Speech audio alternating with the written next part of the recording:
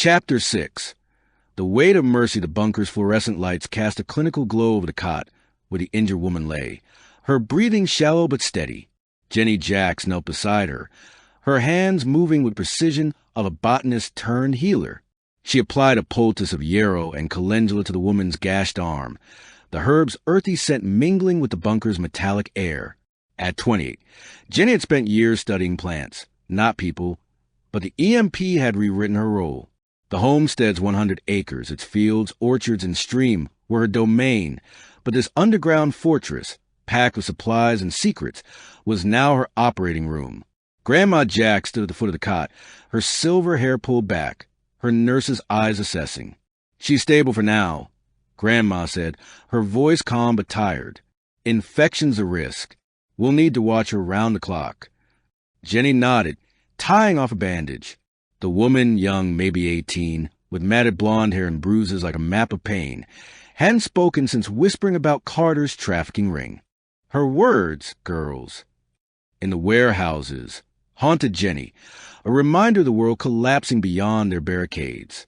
Jimmy paced near the armory rack, his crossbow slung across his back, the red bandana with its crude skull clutched in his hand. "She's proof Carter's not just raiding," he said, his voice tight. "They're slaving people, building something big in Chillicothe. We can't sit here and let it grow." Grandpa Jacks leaned against a concrete wall, his .308 rifle propped beside him, his journal open on a crate. At 75, his Vietnam scars, physical and otherwise, were etched deep, and his eyes held a cold certainty. "You want to play hero, boy, you'll get us killed," he said. "We protect the homestead first. Carter's got numbers, weapons, a damn truck. We go after him now, we lose everything." Jenny's hands paused, her heart caught between them. Jimmy's fire, Grandpa's caution. They were both right and both wrong. She thought her greenhouse, her herbs, the life she'd built with Jimmy on this Ohio soil. But she also thought of the woman's bruises, the screams from Chillicothe, the girls in those warehouses. Doing nothing wasn't who she was. "We don't have to fight Carter head on," she said, standing, her voice steady. "But we can't ignore this. She needs us, and so do others. If we save who we learn more about Carter's operation. That's strategy, not heroics." Grandma nodded, her pistol holstered, but close. "Jenny's got a point. Information's power.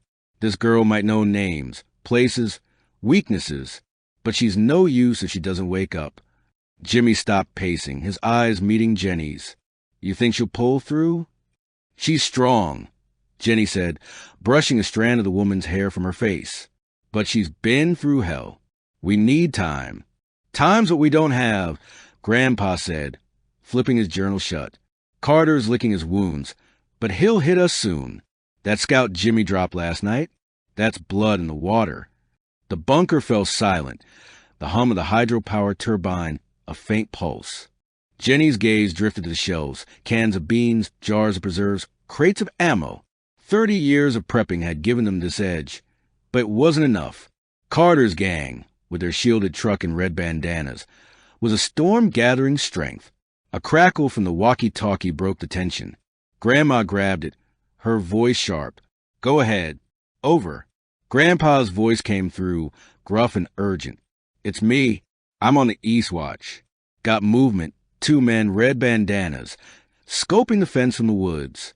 Not attacking, just watching. Over." Jimmy's hand went to his crossbow. "They're testing us." Grandma's eyes narrowed. "Hold position, Grandpa. Don't engage unless they cross the line. We're coming up. Over." Jenny's stomach churned. Carter scouts, so soon after last night's clash, meant one thing. They were planning something bigger. She glanced at the woman, still unconscious, then at her satchel. "I'll stay with her," she said. "You 3 handle perimeter." Jimmy shook his head. "No way. You're our best eyes out there. Grandma can watch her." Grandma nodded. "Go. I've got this. Keep your heads down." Jenny hesitated, her healer's instinct clashing with the need to protect the homestead. But Jimmy was right. She knew every inch of this land, every shadow where danger could hide. She grabbed her knife and flashlight, slinging her satchel over her shoulder. "Let's move." They climbed the bunker stairs, the steel hatch opening to a night thick with tension. The homestead's field shimmered under moon, the barricades and traps a fragile shield. The stream's turbine hummed, its power their lifeline. Jimmy led the way to the east fence, where Grandpa crouched behind a log pile, his rifle trained on the woods. "Still there," Grandpa whispered, pointing to two figures barely visible in the underbrush, their red bandanas faint but unmistakable. "Haven't moved closer, but they're marking our defenses." Jenny crouched beside them, her eyes adjusting to the dark. The scouts were methodical, one pointing at the barricades, the other sketching in a notebook. Her botanist mind, trained in notice patterns, caught something else, a faint trail of broken ferns leading from their position to the road. "They've been here before," she said. "That's a path. They're mapping us." Jimmy's jaw tightened. "We need to stop them. If they report back, Carter'll know our weak spots." Grandpa shook his head. "Shoot em now. You bring the whole gang down on us by dawn. Let em go, we buy time to prep." Jenny's mind raced. Grandpa's caution made sense, but letting Carter's men walk away felt like inviting a wolf to dinner. She thought of the woman in the bunker, the bandana, the warehouses. "We don't shoot," she said, "but we scare them. Make them think we're stronger than we are." Jimmy nodded, catching her drift. "A trap, one of Grandpa's snares, is 20 yards out. If we flush them toward it, they'll trip it and run." Grandpa grunted, a rare flicker of approval in his eyes. "Risky but smart. I'll cover you. Move." Jenny and Jimmy slipped into shadows, circling wide to flank the scouts. Her heart pounded, but her steps were silent, guided by years of tending the homestead's trails. Jimmy moved like a hunter, his crossbow ready. They reached a cluster of pines, close enough to hear the scouts' whispers, talk of the old man's traps and the truck's next run. Jenny signaled Jimmy, pointing to a tripwire hidden in the ferns. He nodded, picking up a rock and tossing it into the brush beyond the scouts. The thud echoed, and the men froze, their rifles up. "What was that?" one hissed, his bandana slipping as he turned. Jimmy threw another rock, closer to the tripwire. The scouts moved, cautious but drawn to the sound. Jenny held her breath as they stepped into the trap's path. A snap rang out. One scout yelped, his leg caught in a snare, the rope yanking him off his feet. The other cursed, grabbing his partner. But Grandpa's rifle cracked from the fence, a warning shot kicking up dirt. "Run or you're dead." Jimmy shouted, stepping into the open, his crossbow aimed. The scouts didn't hesitate. The free one cut the rope, dragging his limping partner into the woods. Their footsteps faded, leaving only the rustle of leaves and the faint stench of fear. Jenny exhaled, her knife still gripped tight. "That'll slow them," she said, "but they'll tell Carter we're ready." "Good," Grandpa said, emerging from the barricade. "Let him know we ain't easy prey. Now get back to the bunker. We need a plan." They returned underground, the hatch sealing them in. Grandma was still at the cot, checking the woman's pulse. She stirred. Grandma said, "Mumble a name, Ellie. Might be hers." Jenny's heart lifted. A name made her real, not just a victim.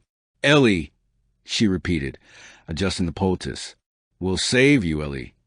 Jimmy set the bandana on the table, his eyes hard. "Carter's scouting us for a reason. They want the homestead, our food, our bunker, maybe more. We need to hit them first, or they'll overrun us." Grandpa slammed his journal shut. "You're thinking like a soldier, not a survivor. We fortify, we wait, we pick 'em off when they come. Going to Chillicothe's, suicide." Jenny looked at Ellie, then at her family. "We don't have to attack," she said. "But we need to know more, where they're based, how many, what they're planning. If Ellie wakes, she can tell us. Until then, we strengthen the homestead and keep eyes on the road." Grandma nodded. "Agreed, but we're stretched thin. Watch his traps. Caring for her, it's a lot." Jimmy met Jenny's gaze, a silent promise passing between them. "We'll manage," he said. "For her. For us." As they settled into a tense rhythm, Grandpa planning traps, Grandma monitoring Ellie, Jenny preparing more remedies.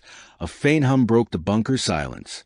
Not the turbine, but something else distant and mechanical. Jimmy grabbed the walkie, but before he could call, Grandpa's voice crackled through. Truck engine, East Road. Carter's back, and he ain't alone. Get ready. Jenny's hand went to her knife, Ellie's name a whisper on her lips. The homestead was their line, and Mercy had just raised the stakes.